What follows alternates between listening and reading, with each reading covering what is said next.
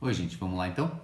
Seguindo o tópico agora sobre pessoa jurídica, então o tópico 14 que vamos falar agora é sobre a classificação das pessoas jurídicas. Classificação quanto às pessoas jurídicas de direito público e de direito privado, né? Começando com as pessoas jurídicas de direito público, na verdade é apenas e tão somente para fins de diferenciá-las das pessoas jurídicas de direito privado, porque o interesse, logicamente, o ramo de estudo nosso é o direito privado, é o direito civil, mas é importante a gente fazer essa diferenciação, né? E as pessoas jurídicas de direito público estão previstas no artigo 41 e 42 do Código Civil, né? Aquelas previstas no artigo 41 tratam das pessoas jurídicas de direito público interno no artigo 42 as pessoas jurídicas de direito público externo. Então, a pessoa jurídica de direito público interno, lá no artigo 41, são as seguintes. Vejam só. Inciso 1, a União. Né? Inciso 2, os estados, o Distrito Federal e os territórios. O inciso 3, os municípios. O inciso 4, as autarquias, inclusive as associações públicas. E o inciso 5, as demais entidades de caráter público criadas por lei. Então, quando a gente fala de pessoa jurídica de direito público interno, são aquelas organizadas e que são constituídas para atender uma finalidade interna, né? São vinculadas à administração governamental interna. É claro, a União, né, a representação nacional de uma pessoa jurídica, portanto a União é sim uma pessoa jurídica, mas de direito público, né? Os estados, o Distrito Federal, os municípios, como o município de Pato Branco, por exemplo, tem personalidade jurídica própria, tá? O que chama aqui, né, a atenção é a questão das autarquias, né? É óbvio que as autarquias vinculadas, né, ao poder público, ao direito constitucional, administrativo, se rege pelo regime do direito público, são consideradas pessoas jurídicas de direito público. Por exemplo, a ANEEL, né, a Agência Nacional de Eletricidade, a Anatel, né, que é de telefonia, enfim, a Anvisa, a Agência Nacional de Vigilância Sanitária, são entidades reguladoras de atividades, fiscalizadoras, enfim, que estabelecem serviços, né, dentro de uma determinada área da nossa economia, né, da atuação. Inclusive, elas, como são agências reguladoras, consideradas assim, essas autarquias, elas regem, inclusive, as atividades da iniciativa privada, né? Estabelecem requisitos, estabelecem parâmetros e, obviamente, as pessoas jurídicas de direito privado devem se submeter a esse regramento. Tá? Então, pessoa jurídica de direito público interno são basicamente essas estabelecidas pelo artigo 41. O artigo 42 já fala das pessoas jurídicas de direito público externo, né? E aí fala da seguinte forma: são pessoas jurídicas de direito público externo os estados estrangeiros e todas as pessoas que forem regidas pelo direito internacional público. Quando nós falamos de estados estrangeiros, são, né, os chamados estados soberanos, né? O Brasil é um estado soberano, portanto, ele é uma pessoa jurídica de direito público externo, né? Não só por conta da sua atuação interna, né, territorial, mas em razão das suas articulações, né, com pessoas jurídicas de direito público externo, também chamados de estados soberanos, mas estrangeiros, né? Não apenas os limítrofes, mas qualquer outro, né, de todo o globo, né? Além disso, aquelas que nós consideramos as grandes organizações, né, são, por exemplo, a Organização das Nações Unidas, a Organização Mundial do Comércio, a Organização Mundial de Saúde, enfim, são organismos criados pelo direito internacional público, que afeta a todas as nações, a todos os estados soberanos. Portanto, são pessoas jurídicas, sim, de direito público externo, porque esses estados soberanos, estrangeiros ou não, enfim, os estados soberanos como um todo, devem seguir, respeitar, né, as recomendações, as atuações, enfim, realizadas por esses organismos, por essas organizações, ok? É um estudo, claro, né, obviamente mais aprofundado no direito internacional público, no direito constitucional, em que se estuda bastante essa área, né, das pessoas jurídicas. Agora, o que nos interessa são as pessoas jurídicas de direito privado. Por quê? Porque as pessoas jurídicas de direito privado, previstas lá no artigo 44 do Código Civil, que trata especificamente e são reguladas pelo Código Civil, né? Então, é o que trata o direito privado. Tá? Então, a primeira delas, o inciso 1 do artigo 44, fala das associações. As associações previstas lá no artigo 53 e seguintes, o que fala, o conceito, né? Qual é o conceito de associação segundo o artigo 53 do Código Civil? Constituem-se as associações pela união de pessoas que se organizem para fins não econômicos. O que são fins não econômicos? Veja bem, se nós falarmos de fins não econômicos, é aqueles fins que não procuram a lucratividade, né? O resultado positivo baseado numa exploração de uma atividade econômica. Por isso que é organizada para fins não econômicos. Então, uma associação ela é criada normalmente para atender uma finalidade social, né? Não uma finalidade lucrativa econômica.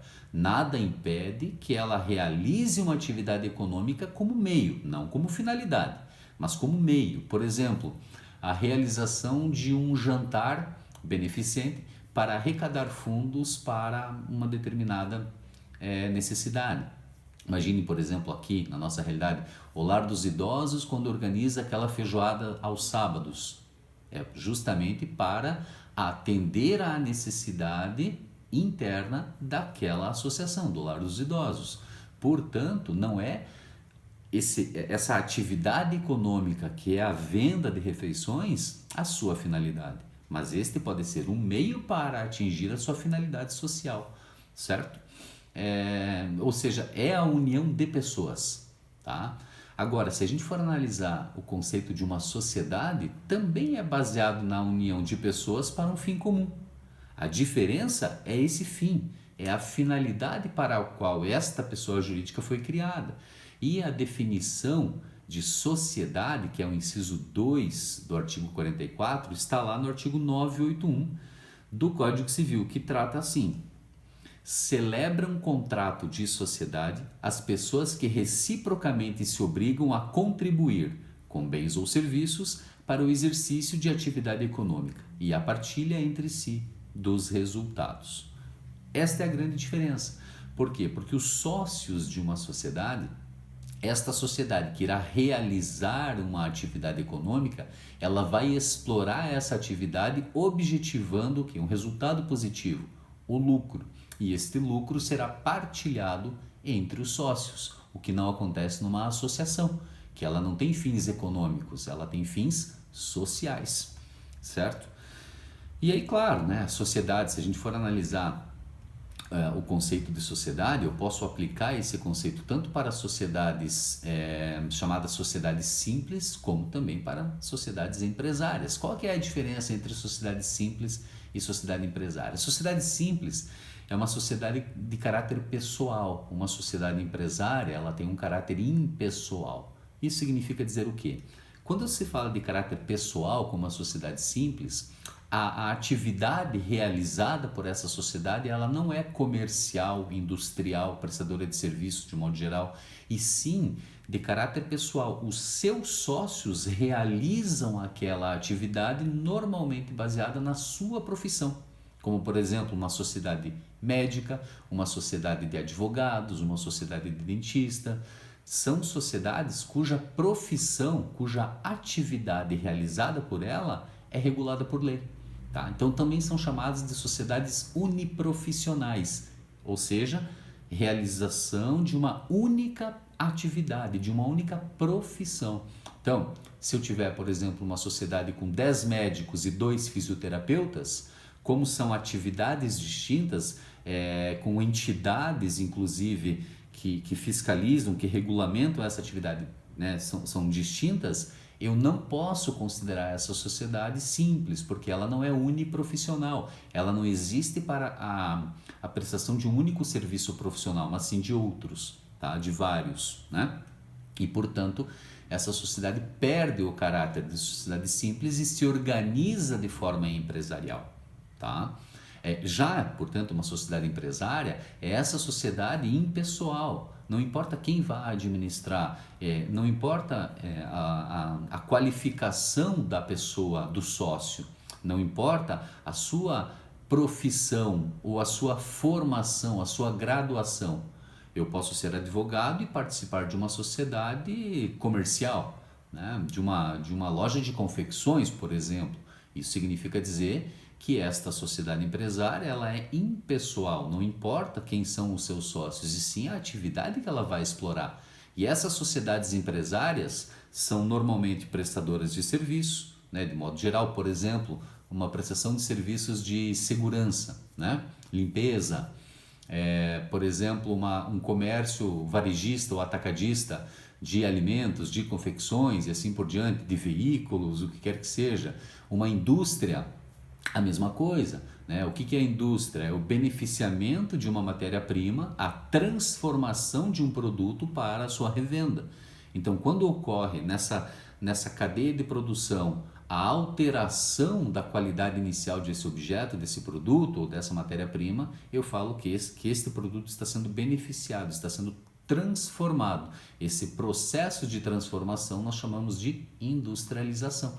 Então, são vários segmentos, né, dentro das atividades econômicas de modo geral, que as sociedades empresárias podem atuar. Qual é a finalidade? A exploração de uma atividade econômica e uma finalidade econômica, portanto lucrativa, né? A sociedade simples também tem um fim econômico, mas o caráter é pessoal, né?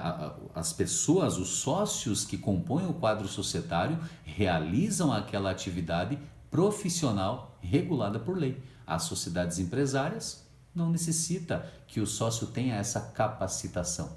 Basta que ele faça a conversão do seu patrimônio para o patrimônio dessa sociedade para participar do quadro societário. Ok? Basicamente essas são as diferenças, tá? Se você for analisar a semelhança de uma sociedade, seja ela simples ou empresária, de uma associação, a semelhança é a forma como elas são constituídas, ou seja, pela união de pessoas para um fim comum. Qual é a diferença? A associação tem um fim social, não econômico, enquanto a sociedade tem um fim econômico. O terceiro inciso trata das fundações. A fundação ela merece também uma atenção especial, porque as fundações elas se organizam de tal forma que a sua constituição se dá através do destaque de um patrimônio, o patrimônio do instituidor dessa fundação. Esse destaque patrimonial ele pode ser estabelecido tanto em vida, né, desse instituidor, através de uma escritura pública, ou até mesmo via testamento, em que no testamento esse instituidor irá estabelecer qual é o bem que será destinado para essa fundação e a forma de administrar. Tá? O artigo 62 e seguintes do Código Civil trata das fundações. Basicamente, a fundação ela segue vamos dizer assim, um rito, né, de 5 passos. Tá? Até deixa eu analisar aqui, só ler para vocês rapidamente aqui quais são os 5 passos para a constituição de uma fundação. A primeira etapa é a afetação desse patrimônio, né? Seja ele através de testamento, seja ele através de escritura pública, mas é o ato de dotação patrimonial a primeira etapa que estabelece a criação de uma fundação.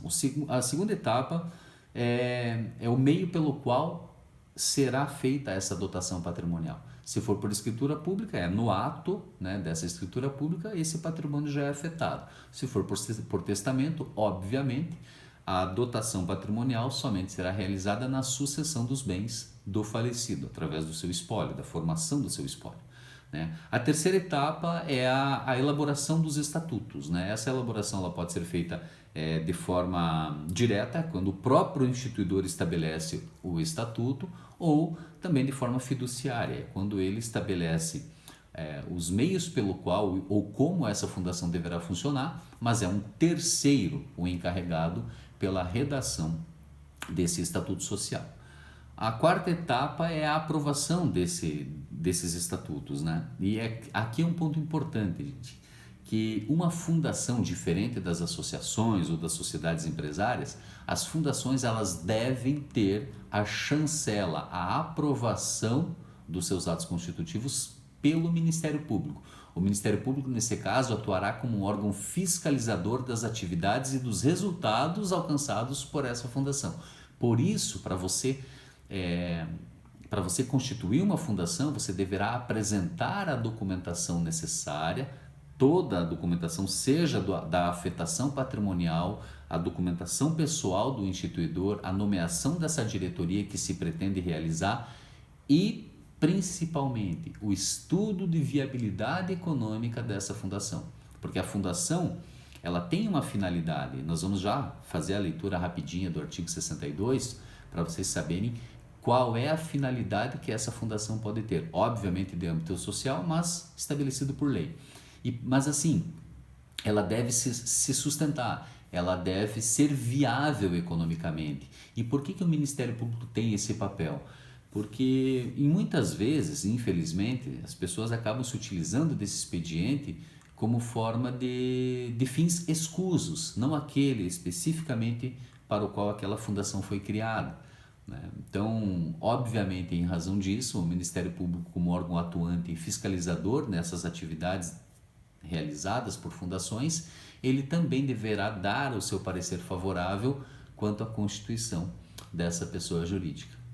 Tendo, então, portanto, esse parecer favorável, essa concordância do Ministério Público, os atos constitutivos, os estatutos sociais, a ata de fundação, a nomeação da diretoria, enfim, é levada a registro no órgão competente, no caso, no cartório de títulos e documentos, certo? O artigo 62 do Código Civil, ele estabelece quais são as áreas de atuação, ou seja, qual é a finalidade que essa fundação poderá alcançar após a sua constituição. Então veja bem, a fundação somente poderá, isso já estou falando do parágrafo, né?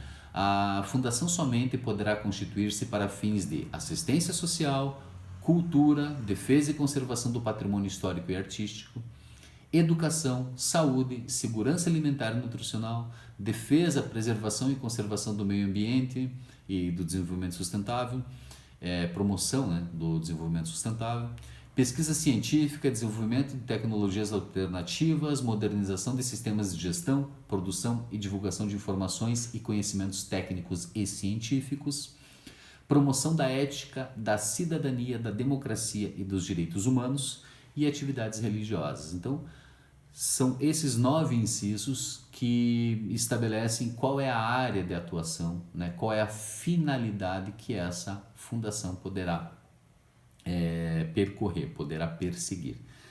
Tá? Então, basicamente, são essas aqui.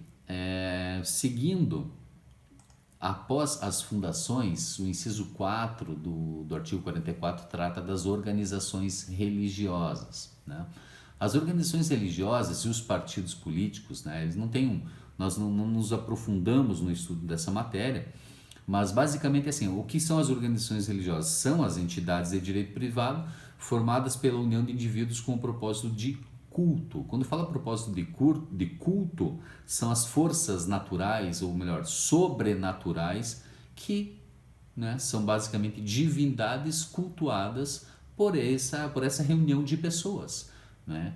Porque a liberdade de culto é uma liberdade prevista na nossa Constituição Federal e, portanto, se existe a liberdade de culto, as pessoas sim podem se organizar e constituir uma pessoa jurídica, né, que seja o mote, né, organizacional, né, do agrupamento dessas pessoas através de uma organização religiosa ou de uma igreja, né?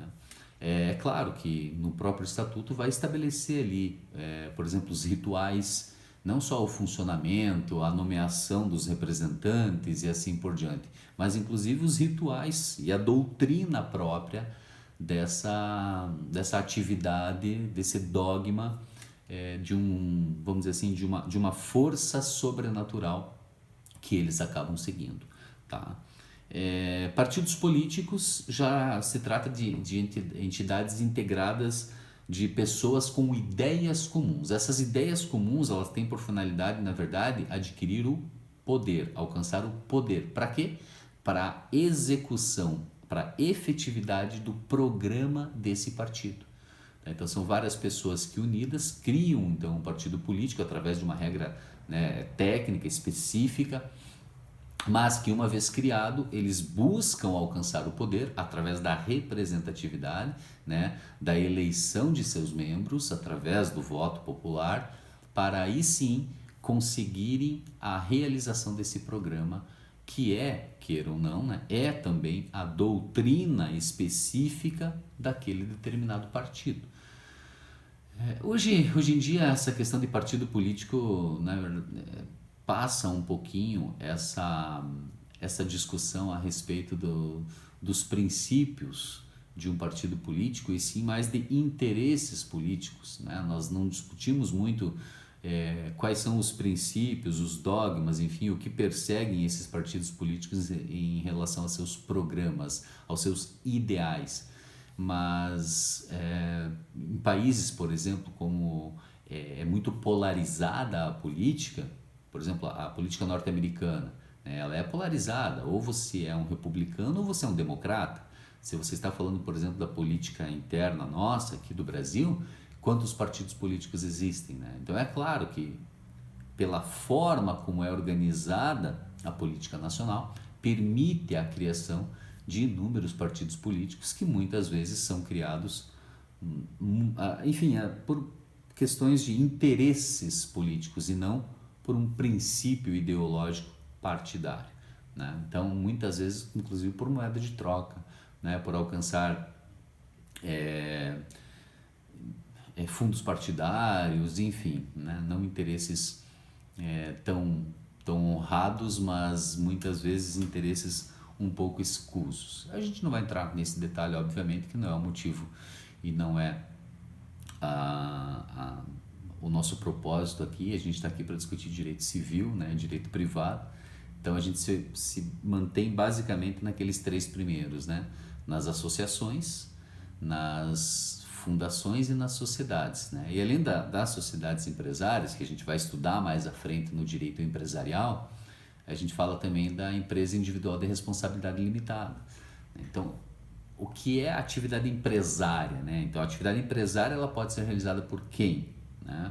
Pelas sociedades empresárias, pela empresa individual de responsabilidade limitada, pela EIRELI, né? Que é o inciso 6 do artigo 44, por microempreendedores individuais, também chamado de MEIs, ou por empresários individuais, né? Os microempreendedores individuais e os empresários individuais, a antiga firma individual, não são pessoas jurídicas de direito privado, são equiparadas às PJ de direito privado para fins cadastrais e tributários, né? Agora, as sociedades empresárias, lá do inciso 2 do artigo 44, e a EIRELI, do inciso 6 do artigo 44, sim, são pessoas jurídicas de direito privado que exercem atividade econômica empresarial, tá? As sociedades empresárias são a sociedade anônima, a sociedade limitada, a sociedade em nome coletivo, a sociedade em comandita simples, a sociedade em comandita por ações, e o Código Civil também prevê a existência de um outro tipo societário, que é a sociedade em conta de participação. Mas esta sociedade não tem personalidade jurídica, é uma sociedade despersonificada, portanto, não tem sequer CNPJ. Essas outras 5, sim, são sociedades personificadas, têm personalidade jurídica própria, e por isso que, nesse momento, apenas nos restringimos a essas 5 primeiras, tá? E concluindo, né? A EIRELI, a empresa individual de responsabilidade limitada, que é a sexta pessoa jurídica elencada no artigo 44. Ela está estabelecida, claro, foi criada pela 12441 de 2011, mas ela está prevista lá no artigo 980-A do Código Civil, né? O artigo 980-A trata basicamente dos requisitos principais, as informações principais, que inclusive o que consta na 12441, mas basicamente fala que uma empresa individual de responsabilidade limitada será formada, né, por um capital de no mínimo 100 salários mínimos e devidamente integralizado, obviamente, e os seus parágrafos tratam basicamente do nome empresarial que ela utilizará, ou firma, ou denominação, né? Que mais? Fala sobre o tipo de concentração das cotas,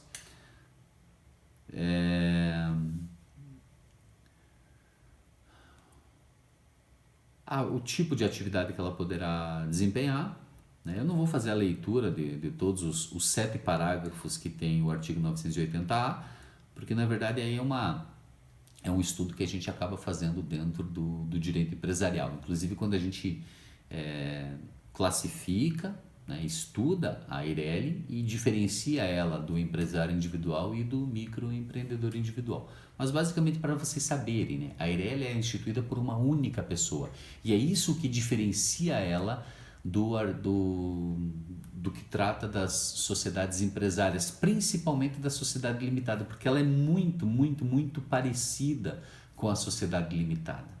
Tem muitas sociedades limitadas que um único sócio concentra 100% do capital social e se transforma no Eireli. Isso é perfeitamente possível.